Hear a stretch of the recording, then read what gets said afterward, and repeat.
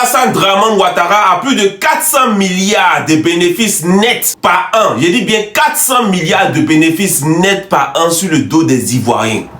400 milliards de bénéfices nets sans investir un seul franc.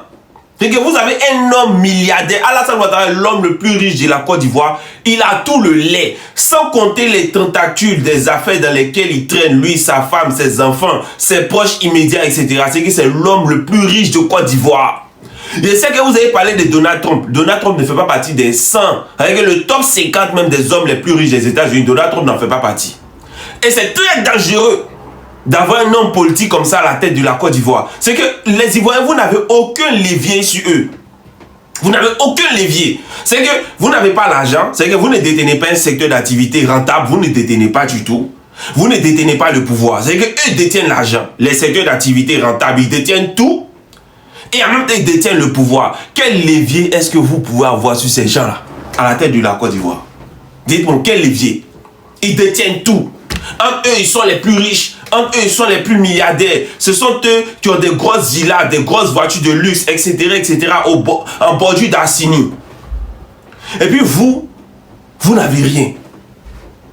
Et puis vous voulez laisser ces gens-là à la tête de la Côte d'Ivoire. Qu'est-ce que cela représente? Un danger permanent pour la Côte d'Ivoire. Et puis vous dites, oui, on est en train de lutter contre la cherté de la vie. Le problème là, ce n'est pas la cherté de la vie. Le problème là, c'est pas qu'il n'y a pas assez de denrées en Côte d'Ivoire. Le problème, c'est pas parce qu'il n'y a pas assez de, terres, il n'y a pas assez de planteurs, il n'y a pas assez, non. Le problème, c'est que eux là, ils s'arrangent des autres à ce que la vie soit de plus en plus chère pour vous. Ils s'arrangent. Parce que quand c'est comme ça, ils vous mettent dans une cage. Ils vous mettent dans un système où ils peuvent vous manipuler, ils peuvent vous diriger, ils peuvent orienter votre façon de penser. Ils peuvent tout faire. La preuve en est, regardez les médias, ce sont eux qui ont tous les médias. Parce qu'on dit, celui qui a les médias contrôle les pensées. C'est qu'aujourd'hui là, heureusement qu'il y a les réseaux sociaux. Voilà, c'est-à-dire qu'il y a des gens en Côte d'Ivoire qui ne regardent jamais la télé. Moi, mec qui était en Côte d'Ivoire, il ne regardait jamais la télé. Moi, c'était les réseaux sociaux que je regardais. Mais malgré tout ça, ils ont tous les médias, encore ils descendent sur les réseaux sociaux. Et que les médias ne suffisent pas, non.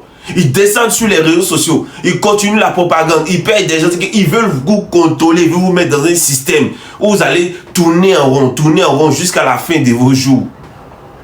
Comment est-ce que vous voulez lutter contre la pauvreté quand vous avez ce type de personnes à la tête du pays? Comment est-ce que vous voulez lutter contre la pauvreté quand vous avez ces gens-là? Vous voulez lutter contre la pauvreté comment? Comment vous voulez lutter? Comment vous voulez avoir gain de cause quand vous ne détenez rien pour mettre dans la balance? Comment vous voulez sortir de là? Comment est-ce que vous voulez vous échapper de la pauvreté lorsque dans vos pays, les hommes politiques sont les hommes les plus riches de Côte d'Ivoire? Comment est-ce que vous voulez échapper à la cherté de la vie lorsque les hommes les plus riches, les hommes d'affaires de ce pays sont des hommes politiques? Comment est-ce que vous voulez échapper à la pauvreté? Comment est-ce que vous voulez échapper à la misère?